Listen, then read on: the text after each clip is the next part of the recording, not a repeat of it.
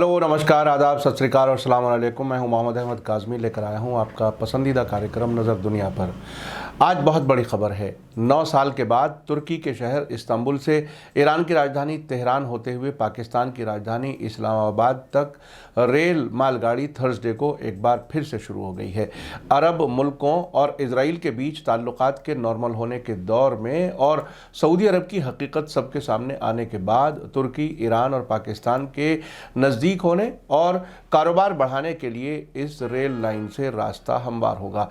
आपको याद होगा कि दिसंबर 2019 में जब मलेशिया की राजधानी कुआलालंपुर में मुस्लिम मुल्कों की सरबराह बैठक हुई थी तो सऊदी अरब ने दबाव डालकर पाकिस्तान के प्राइम मिनिस्टर इमरान खान को वहां जाने से रोका था और कहा था कि ऐसा ना हो कि नया मुस्लिम मुल्कों का group organisation of Islamic cooperation OIC के मुकाबले में न बन जाए। इस मीटिंग में तुर्की के प्रेसिडेंट रजब तैयब अर्दगान, ईरान के प्रेसिडेंट हसन रूहानी और कतर के अमीर तमीम बिन हमाद अल सानी मलेशिया में प्राइम मिनिस्टर महाथिर मोहम्मद की दावत पर कुआलालंपुर पहुंचे थे।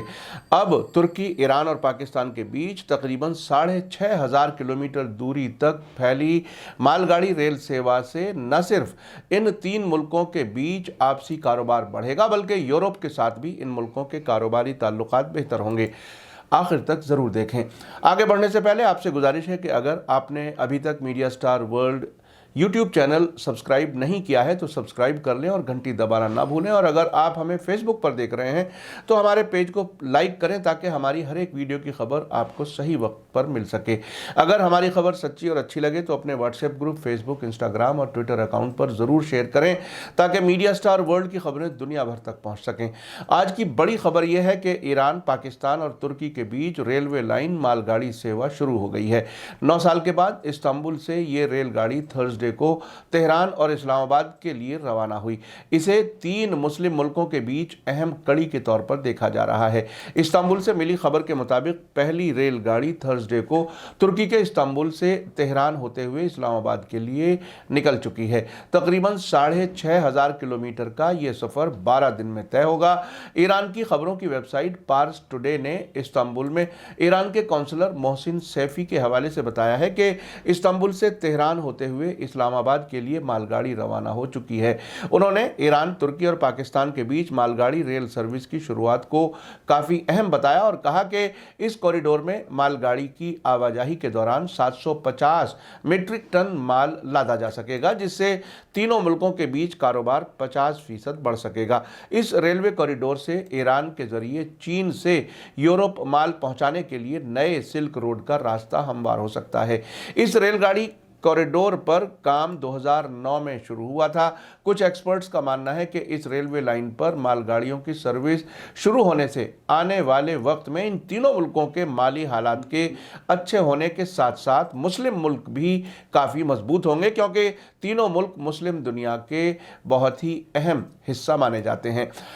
इंटरनेशनल सतह पर रेल सेवा के बारे में खबरों की वेबसाइट railfreight.com ने पाकिस्तान रेलवे के हवाले से बताया है कि Istanbul Tehran Islamabad corridor train 12 दिन चलकर 16 मार्च को इस्लामाबाद पहुंचेगी। यूरोप और पाकिस्तान के बीच समंदरी रास्ते के जरिए तिजारती सामान पहुंचाने में 45 दिन लगते थे, उसके मुकाबले में इस रेलगाड़ी से काफ़ी कम वक्त में सामान पहुंच सकेगा। इस ट्रेन में हर ट्रिप में 40 फुट लंबाई वाले 20 कंटेनर ले जाने की सलाहियत है। इस्तांबुल तेहरान इस्लामाबाद या ITI रेलवे गलियारा 2009 में एक एशियाई पॉलिटिकल और कारोबारी अंतर सरकारी आर्थिक सहयोग संगठन यानी इकोनॉमिक कोऑपरेशन ऑर्गेनाइजेशन ECO के ढांचे के तहत लॉन्च किया गया था। इस रेल रूट पर कई बार टेस्ट ट्रेन चलाई गई, लेकिन ये तभी से अब तक एक रेगुलर सर्विस में नहीं बदल सकी थी। 1 साल पहले इस रेल सेवा के फिर से शुरू होने की अफवाह फैली थी, लेकिन अभी तक ऐसा नहीं हो सका था। इस साल के शुरू में तुर्की, ईरान और पाकिस्तान ने नए सिरे से इस सिलसिले में बातचीत शुरू की और आखिरकार इस मालगाड़ी रेल सेवा के शुरू करने का फैसला लिया गया।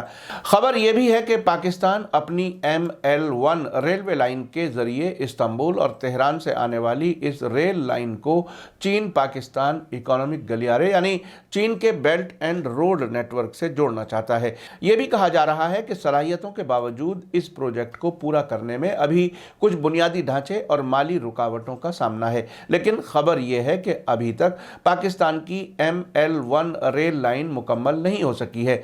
उसके मुकम्मल होने के बाद ही ये मुमकिन हो सकेगा। करीब 6,500 किलोमीटर लंबी इस रेल लाइन का 1,950 किलोमीटर हिस्सा तुर्की से, 2,600 किलोमीटर ईरान से और 1,990 किलोमीटर पाकिस्तान से गुजरेगा। हालांकि ये चीन के बड़े project belt and road initiative का हिस्सा नहीं है, लेकिन एक्सपर्ट्स का मानना है कि आखिरकार ये उसमें शामिल हो जाएगा। हाल ही में तुर्की ईरान पाकिस्तान मालगाड़ी रेल प्रोजेक्ट के बारे में जर्मन रेडियो डॉयचे वेले ने अपने वेबसाइट पर दिए गए आर्टिकल में वाशिंगटन में मौजूद मिडिल ईस्ट इंस्टीट्यूट के साउथ एशिया सेंटर में ईरानी एक्सपर्ट फातिमा अमान के हवाले से कहा था कि अगर चीन और ईरान के बीच 400 अरब डॉलर की डील हो जाती है तो चीन को इस्तांबुल, तेहरान, इस्लामाबाद मालगाड़ी की बहुत ज़रूरत होगी।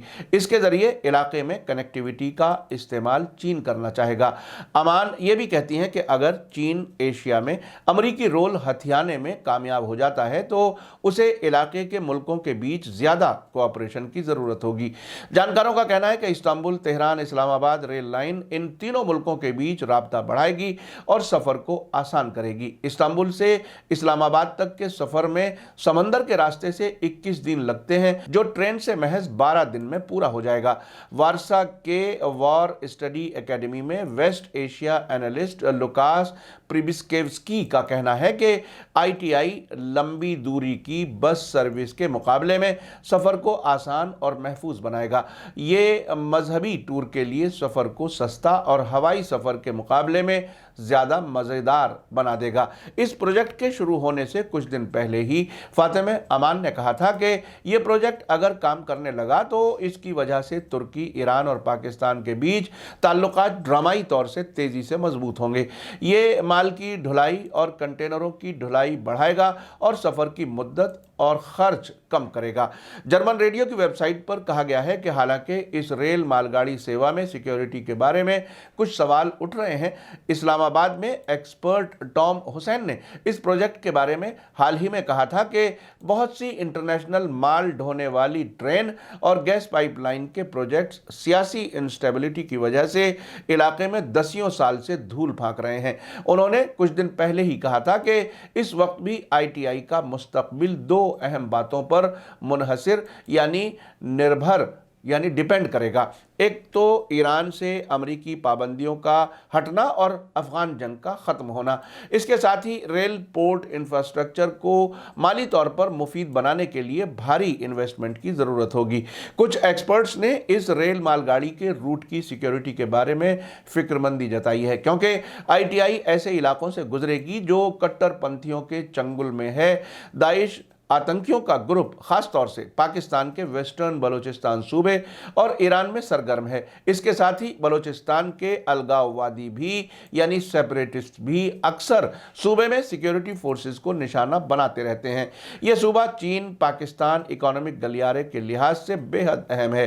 प्रिबिस्केव्स्की का कहना है सिक्योरिटी का जोखिम तो बहुत बड़ा है, ITI कट्टर ग्रुप्स का आसानी से निशाना बन सकता है। हालांकि इसके साथ ही उनका यह भी कहना है कि अफसरान कुछ एहतियाती कदम उठाकर खतरे को कम कर सकते हैं। आपको बता दूं कि अमेरिका जैसी ताकतें आमतौर से अपने मुखालिफ मुल्कों के बीच संपर्क यानी कॉन्टैक्ट को कमज़ोर करने की हमेशा साजिशें करती हैं। अफगानिस्तान में जंग के बारे में अक्सर जानकार लोग ये कहते हैं कि अगर वहाँ जंग ख़त्म हो गई तो सेंट्रल एशिया और साउथ एशिया के मुल्कों के बीच कारोबार बढ़ेगा और इलाके के मुल्क तरक्की करेंगे। अभी हाल ही में सितंबर 2019 में कई बरसों तक बंद रहने के बाद इराक और सीरिया ने अपनी ज़मीनी बॉर्डर को कारोबार और मुसाफिरों के लिए खोला था। उस वक्त अमेरिका और तेल अवीव में ये बहस थी कि अब तेहरान से बैरूत के बीच में बेरोक टोक लोगों और सामान का आना जाना शुरू हो जाएगा। उस वक्त इराक के प्राइम मिनिस्टर हादी अब्दुल मेहदी थे। उनके खिलाफ बाकायदा माहौल बनाया गया और उन्हें हटाकर मौजूदा प्राइम मिनिस्टर मुस्तफ़ा अल काज़मी को ओहदे पर बैठाया गया। अभी हाल ही में मुझे सीरिया के जर्नलिस्ट डॉक्टर वाइल अव्वाद ने बताया था कि इराक और सीरिया के बीच बॉर्डर को फिर से बंद कर दिया गया है। हाल ही में अमेरिका ने इराक और सीरिया के इसी बॉर्डर पॉइंट के नज़दीकी इलाकों पर यह कहते हुए बमबारी की थी कि यहाँ कताइब हिजबुल्लाह और कुछ दूसरे वॉलंटरी फोर्सेस के ठिकाने हैं। आपको याद दिला दूं कि ईरान, पाकिस्तान और भारत के बीच प्रस्तावित गैस पाइपलाइन की भी मुखालिफत अमेरिका नहीं की थी, जिसके बाद भारत और पाकिस्तान इससे पीछे हट गए। अमेरिका की तरफ से कहा गया था कि इससे ईरान के न्यूक्लियर प्रोजेक्ट को फायदा होगा, इसलिए इस पाइपलाइन का बनना अमेरिका के खिलाफ है।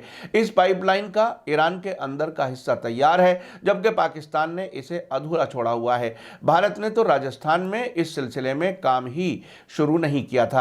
आप इसे समझें कि अगर ये पाइपलाइन होती तो पाकिस्तान और भारत दोनों तरक्की करते, इंडस्ट्रीज बेहतर होती और एनर्जी सस्ती मिलती, जो अमेरिका नहीं चाहता। क्योंकि अगर एनर्जी सस्ती होगी तो तरक्की होगी, तरक्की उसको नहीं चाहिए, मजबूर मुल्क चाहिए और साथ साथ दोस्ती का दम भी भरता है अमेरिका।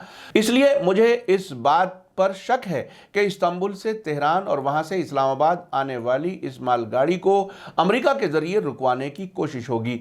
इसके लिए अगर सियासी दबाव ने काम नहीं किया तो हो सकता है कि इसके लिए अमेरिका और इजराइल टेररिस्ट के ज़रिए यहाँ हमले कराए जाएं, जैसा अब से पहले आपने सीरिया और इराक में देखा है। उन्होंने अपनी फ़ौज के साथ साथ वहाँ आतंकियों को भी मदद की है। जब वहाँ आतंकी नाकाम हो गए तो अब वहाँ से उनको अफ़गानिस्तान भी भेजा गया है और कुछ दूसरे मुल्कों में भी भेजा गया है, जिसके बारे में कहा जाता है कि लीबिया और अभी पिछले दिनों जो अज़रबैजान वाली जंग हुई थी उसमें भी इन मुल्कों से टेररिस्ट को पहुंचाया गया था।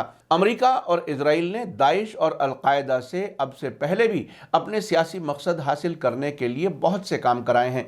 इसी के साथ मुझे दीजिए इजाज़त। आज का एपिसोड कैसा लगा कमेंट्स में ज़रूर लिखें। थैंक यू, धन्यवाद, शुक्रिया। जय भारत, जय हिंद। मीडिया स्टार वर्ल्ड के और वीडियो देखने के लिए हमारे चैनल को सब्सक्राइब करें और सीधे नोटिफिकेशन पाने के लिए बेल आइकन दबाएं। और अगर हमारी खबर सच्ची और अच्छी लगे तो अपने व्हाट्सएप, इंस्टाग्राम, फेसबुक और ट्विटर अकाउंट पर ज़रूर शेयर करें।